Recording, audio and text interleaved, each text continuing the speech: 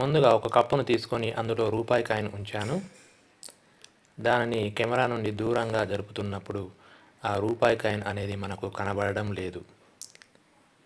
ఇప్పుడు ఒక బీకర్లో వాటర్ తీసుకొని ఆ వాటర్ని ఆ టీ కప్పులో పోస్తుండగా నెమ్మదిగా ఆ రూపాయి కాయిన్ అనేది మనకు కనబడడం జరుగుతుంది. కెమెరాని జరపకుండా కూడా మనకు అది ఎందుకు కనబడింది దాని గురించి ఈరోజు తెలుసుకుందాం.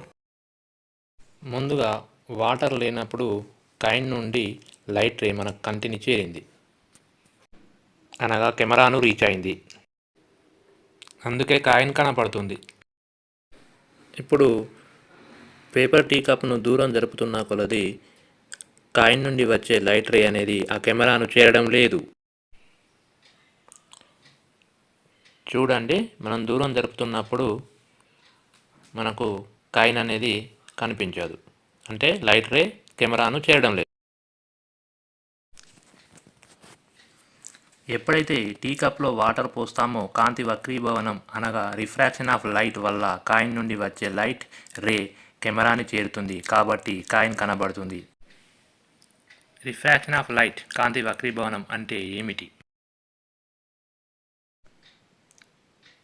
The refraction of light is the bending of light rays as they pass from one medium to another, thereby changing the path of the rays. Refraction occurs due to change in the speed of light ray.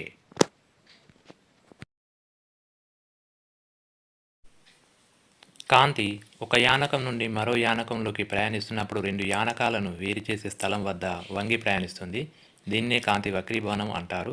కాంతి వక్రీభవనం కాంతి యొక్క వేగంలో మార్పు వల్ల జరుగుతుంది.